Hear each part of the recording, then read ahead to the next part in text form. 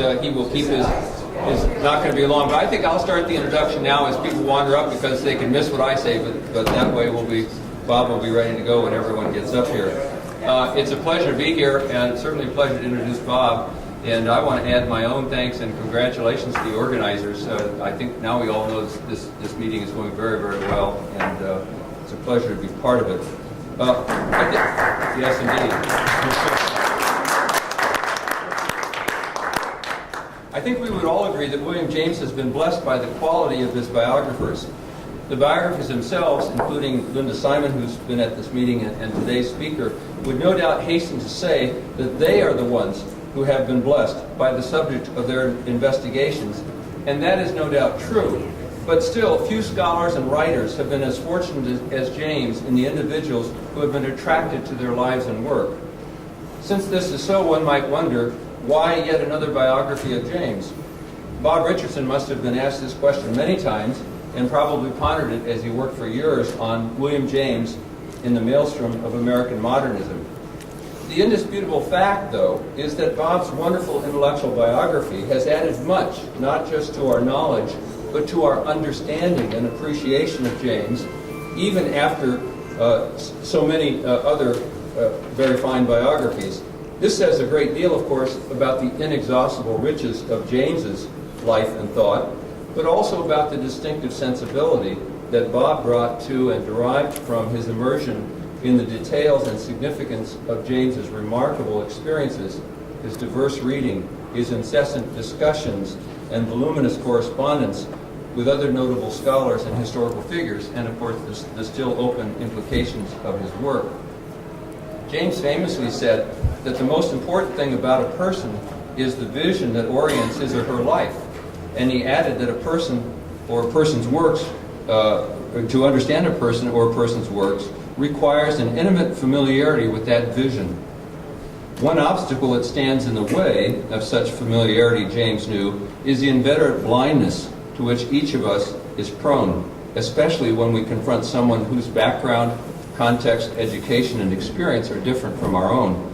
When Bob took on his enormous task of collecting the many details of James's active life, and think about it, how many philosophers, psychologists, or academics can boast of the rich set of experiences, travels, and associations that James had?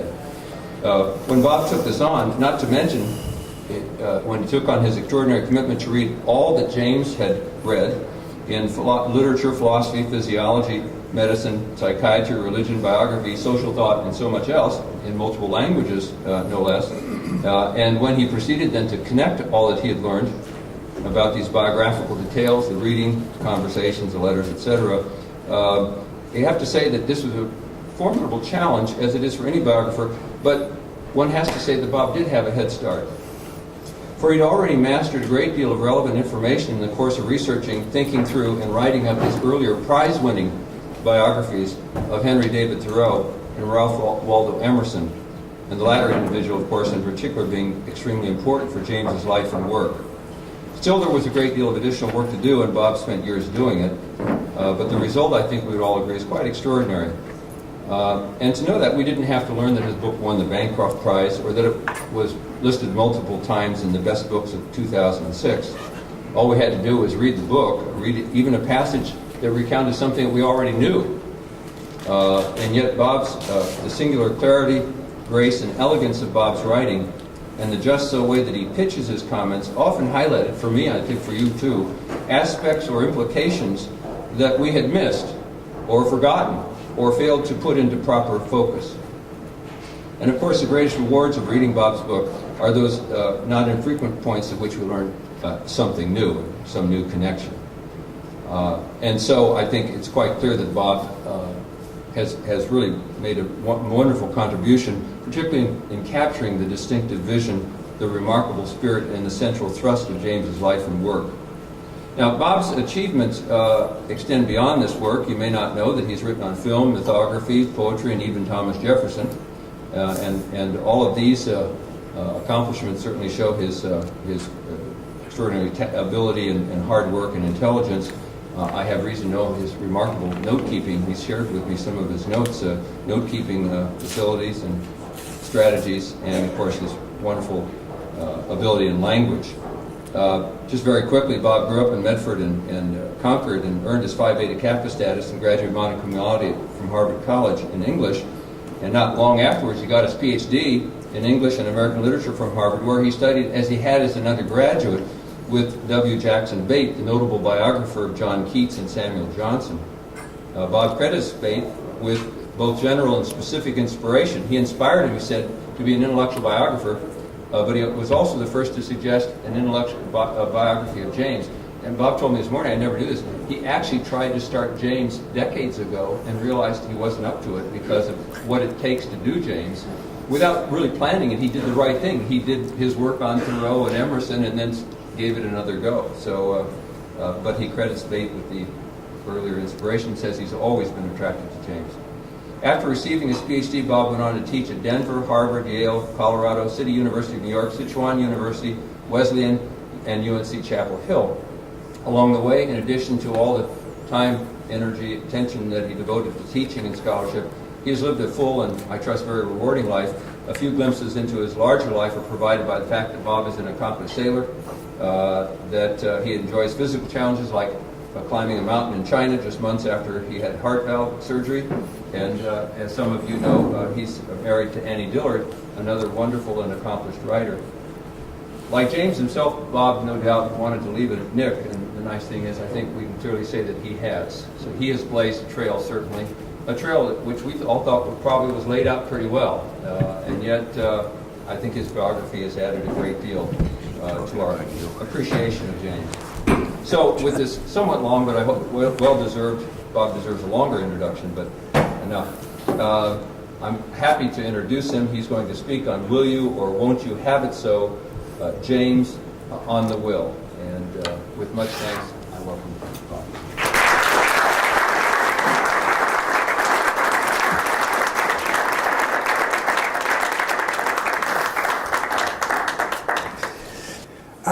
We have time, I think, for questions or observations or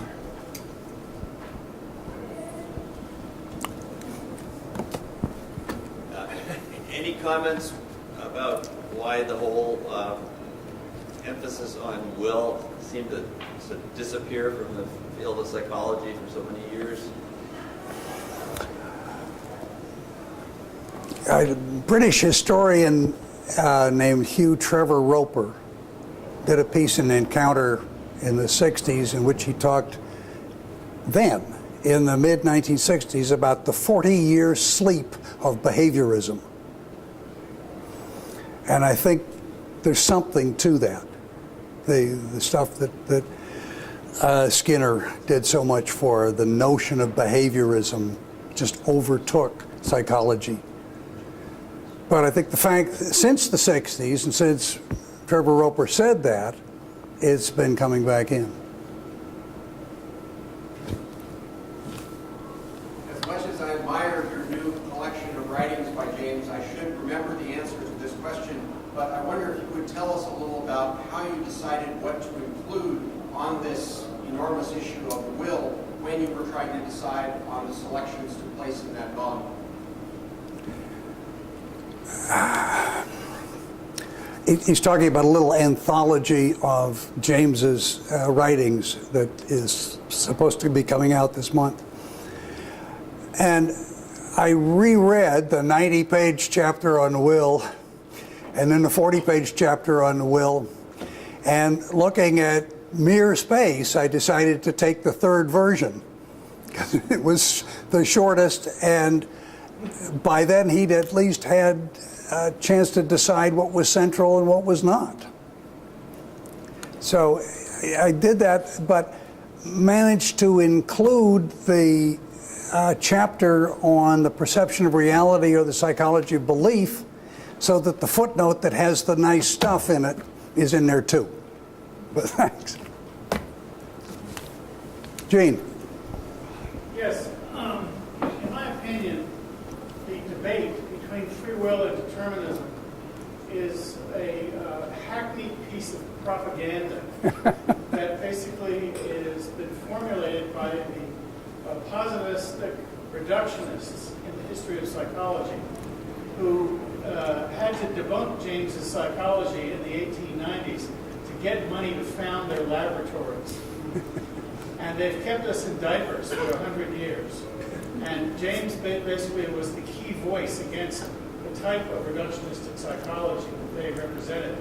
So when this debate comes up continually in scientific circles, this is the only way that the argument has to go for the scientist, because its purpose is exactly to exclude subjects like the will, to determine what the primary presuppositions of a reductionistic and positivistically oriented science are to be about. Those scientists are not philosophers, and they can't discuss anything philosophical except this hackneyed phrase that they were taught to kind of invoke in order to continue the discussion about scientific determinism. Yeah, I think that is true.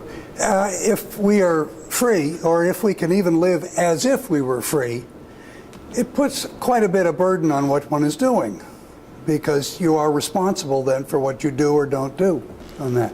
And determinism is a nice way out, in a way. But I had always liked James's way of pointing out to a given audience that they were free to leave, and free to leave by that door or that door. And that they could always switch it at the last minute and keep switching and keep switching on that. Anybody else? I want to start by saying I loved your biography. I love the book. I think that I love the different biographies that have been written about James.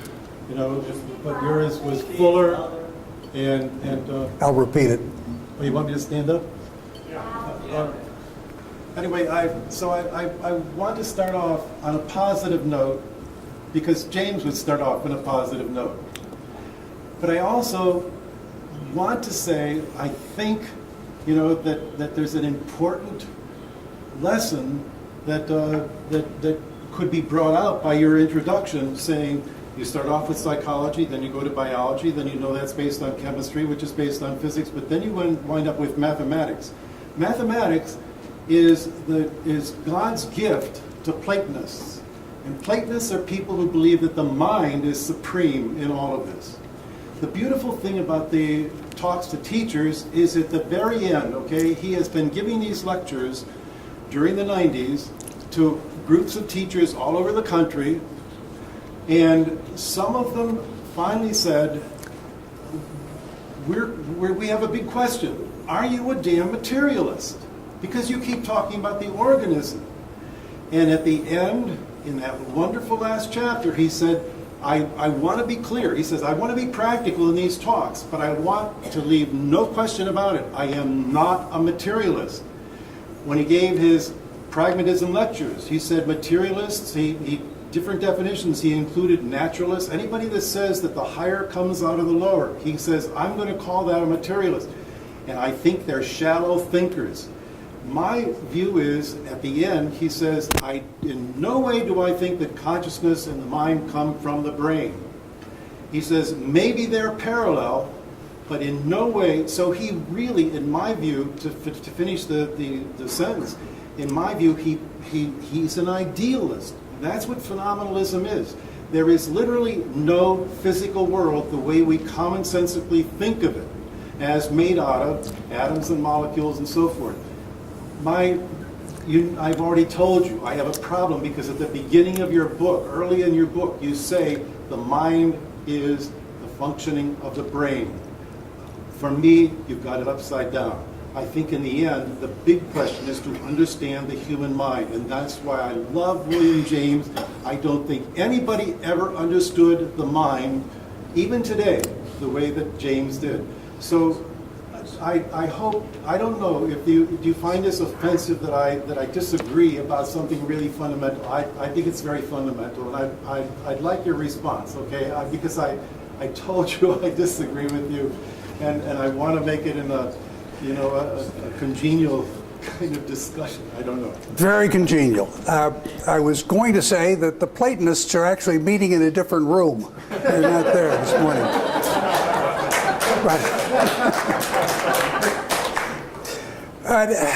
James wrote a letter. No, it's in one of the essays in Pragmatism, in which he says, anybody who's ever looked upon the face of a dead child or parent, and James had done both, has to be grateful for that life. And it doesn't matter, he says, whether the spirit of life is material or immaterial. He said it doesn't matter, because in any case, the material or the physical lends itself to all of life's purposes. I think it's a wonderful kind of statement. I think finally it doesn't matter whether that force of life is material or immaterial, because if it is immaterial, it lends itself to our material existence and the other way around. So, now we need to get on, but yeah. I wanted to reverse the first two questions because I think some of the quotes that you have speak to it well, and I want to give the behaviorist challenge to the James scholars, which is that it wasn't 40 years of darkness. I mean, it was because many of the people doing it were dumb, but not because what they were doing was dumb. And that, I mean, I created a rat that wants to press a lever, a rat that will it or will it not be so, wills it so to press lever. Behaviorism is about will. And some of the quotes you pulled out of James, I mean, the will is in the doing. The will is not an independent of the doing, and the will is most important in these situations where you don't even think about it and it happens, and that's still an act of will. And I think a lot of people seem to neglect that aspect that I see James. It's not the only thing James is saying, but it's one of the things James seems clearly to be saying when I read him. So, do you have... No, that's good, and that's, I think, very well phrased and taken. A lot of what behaviorism seems, from a Jamesian perspective, to be about is habit. And what happens with the first time you do anything, it's new.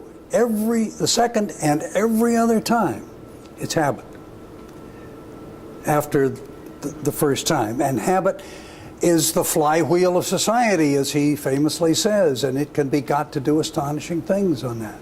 But you know, that was an important line. If James is a voice for an alternative vision, as you're pointing out, as I think most people in this room would readily agree with, what's your sense of getting a taste for the winds in the public and public intellectual culture these days? What's the sense for James having traction in our times, for having more influence? Because he's often regarded as someone you quote in a preface, but not someone, but okay, now let's get to the real work of whatever it may be, politics and psychology, etc. What is your sense for some of these alternative visions to have more traction in our times? Everybody hear the question? What is the possibility for Jamesian traction now as opposed to some years ago? I think it's greater, and I think the reason that it's greater is the coming ascendancy, it's already here, of neurobiology and neuroscience, and that attention to the neurological level of things. And those people that I've talked to who are interested in that are wide open to James. They love him. They pick him up. They start again. So I think it is coming around to that.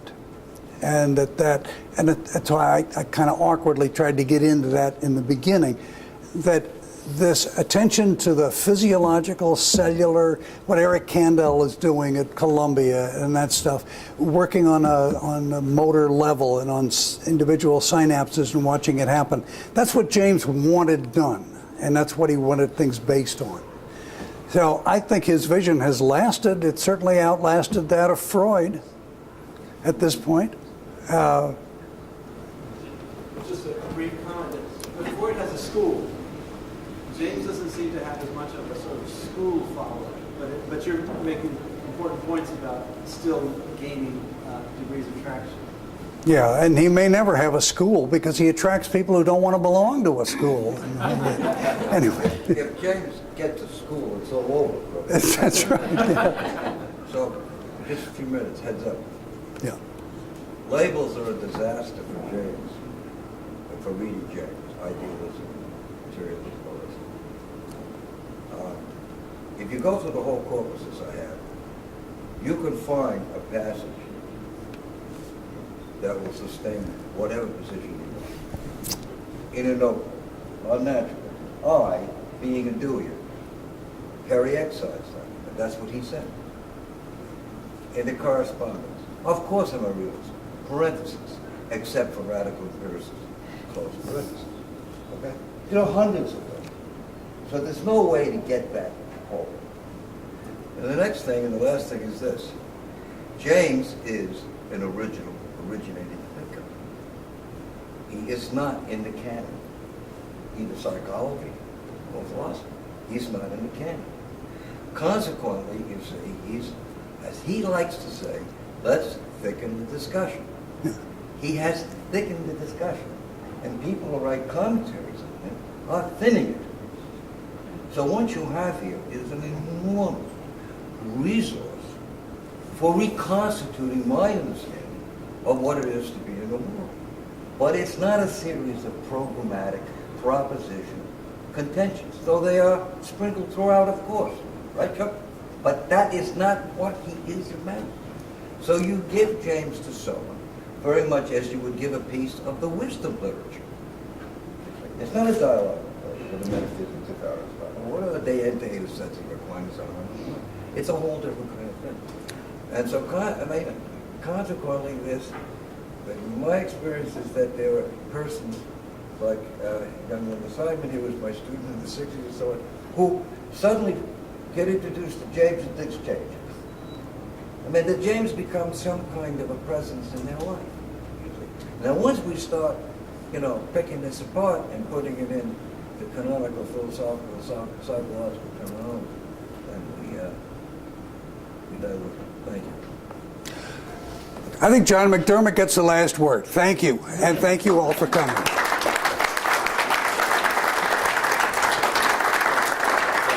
Thank you very much. Nice introduction. Good stuff. Do you have another project that started? Not a big one, no. Little one. How about a biography of Lester Frank Ward? Of Lester Frank Ward, the first feminist. Fascinating. Interesting. I'll look at it. I can help you get started. I'll look at it. Yeah. You will be lovely. And I'll talk with you. I love your comment about Thank you. Have a safe drive and a good summer.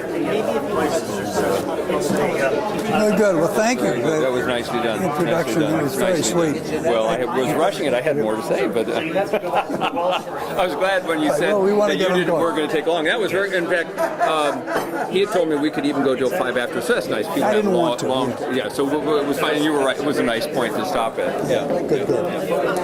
Very good. I'm Fran Davidson, who's doing the video. Oh, well, yeah, yes, of course.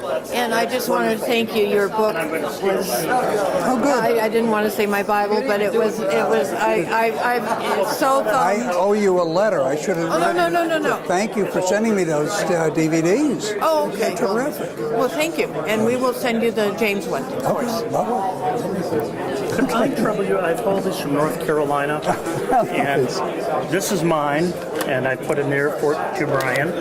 My name is Brian Mooney, Okay. and it's used because I've been reading it quite a bit. And I love your work, and I think your book on Emerson is excellent. Oh, thank you. Impressive corpus of dedication. Well, I've been lucky. I've chosen good friends. Well, that's half of it. And then my English professor wife loves this book. It inspires her, and she could not make it. And this is your wife? Yes. Yeah. And I said I would get this autographed. And of course, going to get the DVD for her. And then maybe she'll forgive me for not bringing her along because she's teaching.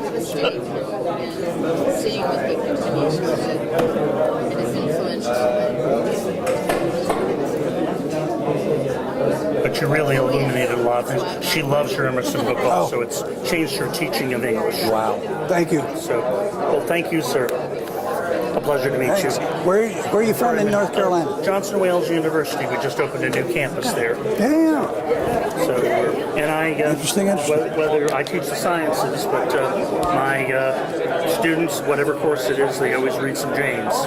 I just figure if I've accomplished nothing else, get a little exposure. That's a lot, yeah. Yeah, and especially that shorter part of the will, I do the same thing. I go to that short one because that's their attention span. That's right. That's Yeah. right. And then they come out and say, "Why didn't we learn this in our psychology course?" And I said, "Discuss that with your psychology professor." Thank you, sir. Good. You bet.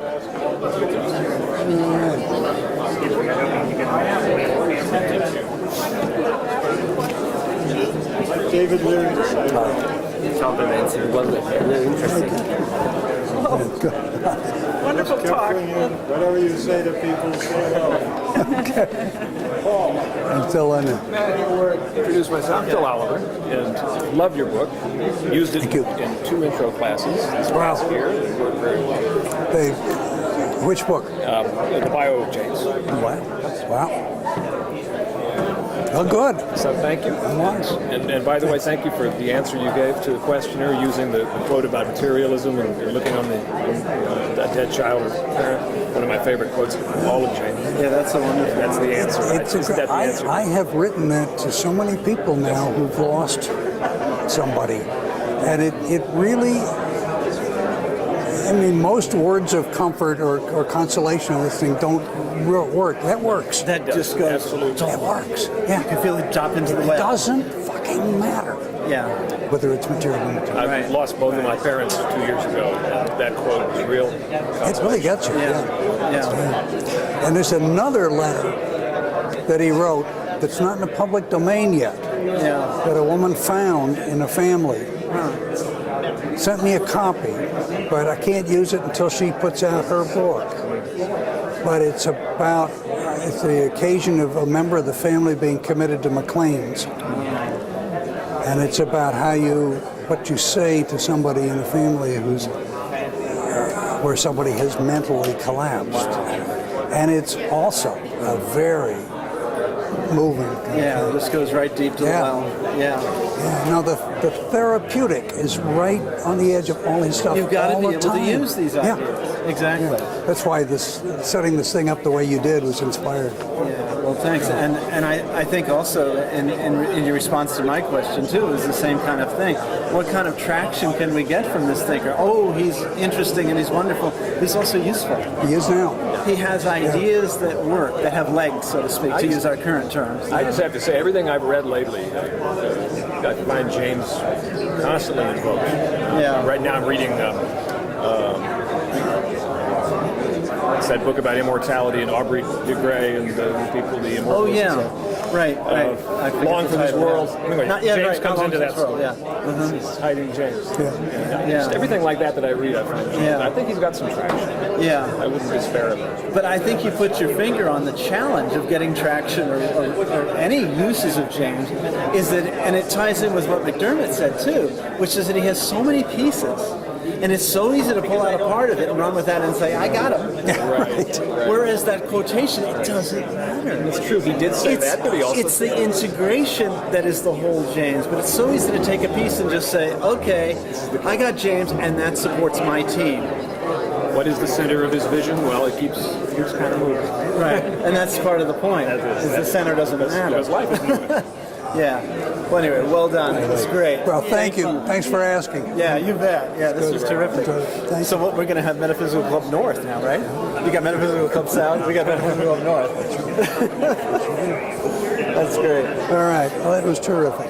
Okay. Well, you even ended early. Short and sweet, so we got plenty of time to chat and to get to the next session. Mark Twain said it's a terrible death to be talked to death. Yeah, right. There you go. So,